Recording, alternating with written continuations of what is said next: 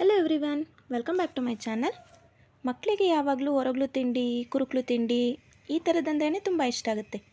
ಹಾಗಾಗಿ ಅದೇ ರೀತಿಯಾದಂಥ ಬ್ರೆಡ್ನ ಉಪಯೋಗಿಸ್ಕೊಂಡು ಮಕ್ಕಳಿಗೆ ಇಷ್ಟ ಆಗೋ ರೀತಿಯಲ್ಲಿ ಒಂದು ಸ್ನ್ಯಾಕ್ಸ್ನ ಇವತ್ತು ಮಾಡೋದು ಹೇಗೆ ಅಂತ ಹೇಳ್ಕೊಡ್ತಾ ಇದ್ದೀನಿ. ನಾನಿಲ್ಲಿ ನೋಡಿ ಒಂದು 4 ಬ್ರೆಡ್ ಪೀಸಸ್ನ ತೊಗೊಂಡಿದ್ದೀನಿ. ಆ ಬ್ರೆಡ್ ಎಡ್ಜಸ್ಸನ್ನು ಈ ರೀತಿ ಕಟ್ ಮಾಡಿ ಎತ್ತಿಟ್ಕೋಬೇಕು. ಆ ಎಡ್ಜಸ್ ಏನಿದೆ, ಆ ಎಡ್ಜಸ್ನ ನಾವು ಒಂದು ಮಿಕ್ಸಿ ಜಾರಲ್ಲಿ ಹಾಕ್ಕೊಂಡು ಫೈನ್ ಪೌಡ್ರ್ ಚೆನ್ನಾಗಿ ತರ್ತರಿಯಾಗಿ ಪೌಡರ್ ಮಾಡ್ಕೊಂಡು ಇಟ್ಕೊಳ್ಳೋಣ. ಕೊನೆಯಲ್ಲಿ ಇದು ನಮಗೆ ಬೇಕಾಗುತ್ತೆ ನೋಡಿ, ಈ ರೀತಿ. ಅದು ಮೆತ್ತಗಾಗಬಾರ್ದು ನೋಡಿ. ಇದನ್ನು ನಾನೀಗ ಒಂದು ಪ್ಲೇಟಲ್ಲಿ ಹಾಕಿ ಎತ್ತಿಟ್ಕೊತಾ ಇದ್ದೀನಿ. ನಂತರ ಮಾಡೋದು ಹೇಗೆ ಅಂತ ನೋಡ್ಕೊಳ್ಳೋಣ. ನಾವಿಲ್ಲಿ ಸ್ಟಫಿಂಗ್ ಪ್ರಿಪೇರ್ ಮಾಡ್ಕೊಳ್ಳೋಣ. ಫಸ್ಟಿಗೆ ಮೊದಲಿಗೆ ನಾನಿಲ್ಲಿ ಒಂದು 4 ಆಲೂಗೆಡ್ಡೆನ ಒಂದು 4ರಿಂದ 5 ವಿಷಲ್ ಹಾಕಿ ಚೆನ್ನಾಗಿ ಮೆತ್ತಗೆ ಬೇಯಿಸಿಟ್ಕೊಂಡಿದ್ದೀನಿ. ಇದನ್ನು ನಾನೀಗ ಒಂದು ಸ್ವಲ್ಪನೂ ಇಲ್ದಿರೋ ಥರ, ಆಲೂಗೆಡ್ಡೆ ಪೀಸಸ್ ಸಿಗದೇ ಇರೋ ಥರ ಚೆನ್ನಾಗಿ ಸ್ಮ್ಯಾಶ್ ಮಾಡಿ ಇಟ್ಕೊಂಡಿದ್ದೀನಿ. ಈಗ ಅದಕ್ಕೆ ಸಣ್ಣದಾಗಿ ಹೆಚ್ಚಿರೋಂಥ 2 ಈರುಳ್ಳಿ, 1 ಇಡಿಯಷ್ಟು ಕೊತ್ತಂಬರಿ ಸೊಪ್ಪು ಮತ್ತು ಒಂದು ಸ್ವಲ್ಪ ಮುಸ್ಕಿನ ಜೋಳ ತೊಗೊಂಡಿದ್ದೀನಿ. ನಾನಿಲ್ಲಿ ಬೇಯಿಸ್ಕೊಂಡಿಲ್ಲ, ಹಾಗೆ ಹಾಕ್ಕೊಂಡಿದ್ದೀನಿ. ಒಂದಷ್ಟು ಚೀಸ್ ಪೀಸಸ್ನ ಹಾಕ್ಕೊಂಡಿದ್ದೀನಿ. ಮಕ್ಕಳಿಗೆ ಚೀಸ್ ಅಂದರೆ ಇಷ್ಟ ಆಗುತ್ತೆ ಅಲ್ವಾ, ಸೊ ಹಾಗಾಗಿ. ಇದಕ್ಕೆ ನಂತರ ಒಂದು ಸ್ವಲ್ಪ ಚಿಲ್ಲಿ ಫ್ಲೇಕ್ಸು, 1 ಸ್ಪೂನು ಶುಂಠಿ ಬೆಳ್ಳುಳ್ಳಿ ಪೇಸ್ಟು, ಸ್ವಲ್ಪ ಖಾರದ ಪುಡಿ, ಒಂದು ಸ್ವಲ್ಪ ಕಸೂರಿ ಮೇಥಿ, ಇದನ್ನು ಈ ರೀತಿ ಕಟ್ ಮಾಡಿ ಹಾಕ್ಕೊಂಡು ಚೆನ್ನಾಗಿ ಕಂಬೈನ್ ಮಾಡ್ಕೊಳ್ಳೋಣ, ಮಿಕ್ಸ್ ಮಾಡ್ಕೊಳ್ಳೋಣ ಇದನ್ನೆಲ್ಲನೂ. ಖಾರದ ಪುಡಿ, ಉಪ್ಪು, ಕಸೂರಿ ಮೇಥಿ, ನಾವು ಹಾಕಿರೋ ಮಸಾಲೆ ಎಲ್ಲ ಆಲೂಗಡ್ಡೆಗೆಲ್ಲ ಚೆನ್ನಾಗಿ ಕೋಟ್ ಆಗಬೇಕು ನೋಡಿ, ಈ ರೀತಿ. ನಂತರ ಇಲ್ಲಿ 2 ಸ್ಪೂನಷ್ಟು ಮೈದಾ ಹಿಟ್ಟಿಗೆ ಒಂದು ಸ್ವಲ್ಪ ನೀರು ಹಾಕ್ಕೊಂಡು ಅದನ್ನು ಚೆನ್ನಾಗಿ ಸ್ವಲ್ಪ ಪೇಸ್ಟ್ ಥರ ಮಾಡ್ಕೊತಾ ಇದ್ದೀನಿ. ಪೇಸ್ಟ್ ಅನ್ನೋದಕ್ಕಿಂತ ಸ್ವಲ್ಪ ದೋಸೆ ಹಿಟ್ಟಿನ ಅದಕ್ಕೆ ಮಾಡಿಕೊಂಡ್ರೆ ಸರಿ ಹೋಗುತ್ತೆ ನೋಡಿ, ಈ ರೀತಿ. ನೋಡ್ತಿದ್ದೀರಲ್ಲ, ಈ ರೀತಿ ಸ್ವಲ್ಪನೂ ಗಂಟಿಲ್ದಿರೋ ಥರ ವಿಸ್ಕಿಂಗ್ ಮಾಡ್ಕೋಬೇಕು.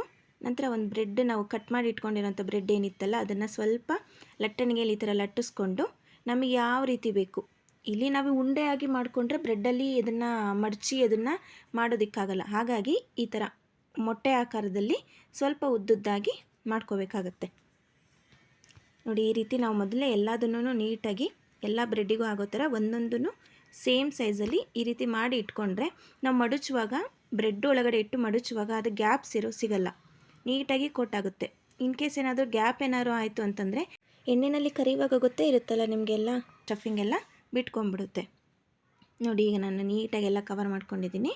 ನಂತರ ಅದನ್ನು ನಾವು ಮೈದಾ ಹಿಟ್ಟಿಂದು ಪೇಸ್ಟ್ ಏನು ಮಾಡ್ಕೊಂಡಿದ್ವಿ ಲಿಕ್ವಿಡ್ಡು, ಅದರಲ್ಲಿ ಎದ್ದಿ ಸ್ವಲ್ಪ ಅದನ್ನು ಹಿಂಗೆ ಸ್ಕ್ವೀಸ್ ಮಾಡ್ಕೊಳ್ಳೋಣ.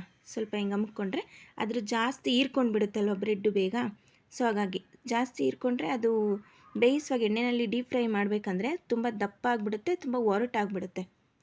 ಅದು ರೋಲು ಅಷ್ಟು ಕ್ರಿಸ್ಪಿನೆಸ್ ಬರೋದಿಲ್ಲ. ಹಾಗಾಗಿ ಸ್ವಲ್ಪ ಹಿಟ್ಟನ್ನ ಹೀರ್ಕೊಂಡು ಇಣಿದ್ಬಿಟ್ಟು ನಂತರ ಇದನ್ನು ನಾವೇನೇನು ಪೌಡ್ರ್ ಮಾಡ್ಕೊಂಡಿದ್ವಿ ಎಲ್ಲ ಎಡ್ಜಸ್ತು ಅದರಲ್ಲಿ ಸ್ವಲ್ಪ ಹೊರಲಾಡಿಸ್ಕೊಳ್ಳೋಣ ನೋಡಿ, ಈ ರೀತಿ.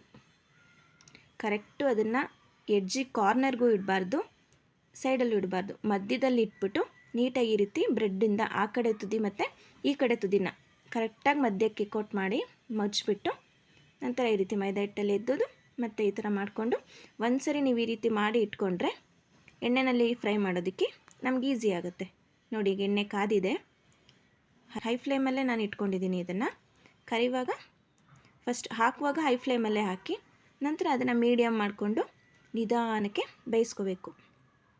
ನಾವಿಲ್ಲಿ ಅಷ್ಟೊಂದು ಮೀಡಿಯಮ್ ಫ್ಲೇಮಲ್ಲಿ ಅಥವಾ ಹೈ ಫ್ಲೇಮಲ್ಲಿ ಇಡೋ ಅವಶ್ಯಕತೆ ಇಲ್ಲ, ಏಕೆಂದರೆ ನಾವು ಆಲೂಗೆಡ್ಡೆ ಆಲ್ರೆಡಿ ನಾವು ಬೇಯಿಸಿರೋ ಆಲೂಗೆಡ್ಡೆನೇ ತೊಗೊಂಡಿದ್ದೀವಿ ಅಲ್ವಾ, ಸೊ ಹಾಗಾಗಿ ನಾವು ಹೈ ಫ್ಲೇಮ್ ಇಡುವಂಥ ಅವಶ್ಯಕತೆ ಏನು ಬರಲ್ಲ ನೋಡಿ. ಈಗ ಎಷ್ಟು ಕಲರ್ಫುಲ್ಲಾಗಿ ಬಂದಿದೆ, ಗೋಲ್ಡನ್ ಬ್ರೌನ್ ಕಲರ್ ಆಗಿ. ಇದು ಪರ್ಫೆಕ್ಟ್ ಕನ್ಸಿಸ್ಟೆನ್ಸಿ ಬಂದಿದೆ. ಈಗ ಚೆನ್ನಾಗಿ ಫ್ರೈ ಆಗಿದೆ. ಈ ರೀತಿ ಮಾಡಿಕೊಟ್ರೆ ಮಕ್ಕಳಿಗೆ ಸಂಜೆ ಸ್ಕೂಲಿಂದ ಬಂದಾಗ ಅಥವಾ ಟ್ಯೂಷನಿಂದ ಬಂದಾಗ, ಮಕ್ಕಳಿಗಂತಲೇ ಅಲ್ಲ, ದೊಡ್ಡವರಾಗಲಿ ಯಾರಾದರೂ ಆಯಿತು, ಗೆಸ್ಟ್ಗಳು ಬಂದಾಗಲೂ ಕೂಡ ಟಿಕ್ಕಿ ಪಾರ್ಟಿ, ಕಿಟ್ಟಿ ಪಾರ್ಟಿ ಅಂತ ಏನೇನೋ ಮಾಡ್ತಿರಲ್ಲ, ಆ ಪಾರ್ಟಿಗೆ ಮಾತ್ರ ಇದು ಹೇಳಿ ಮಾಡಿಸಿದಂಥ ಸ್ನ್ಯಾಕ್ಸು. ನಿಮಗೆ ರೆಸಿಪಿ ಇಷ್ಟ ಆಗಿದ್ದರೆ ನೀವು ಮನೆಯಲ್ಲಿ ಒಂದ್ಸರಿ ಟ್ರೈ ಮಾಡಿ, ಹೇಗೆ ಬಂತು ನನಗೆ ಕಮೆಂಟಲ್ಲಿ ತಿಳಿಸಿ.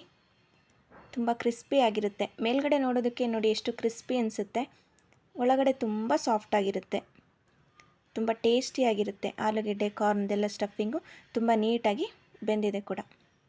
ಇಷ್ಟ ಆಗಿದ್ದರೆ ಲೈಕ್ ಮಾಡಿ, ಶೇರ್ ಮಾಡಿ. Thank you for watching.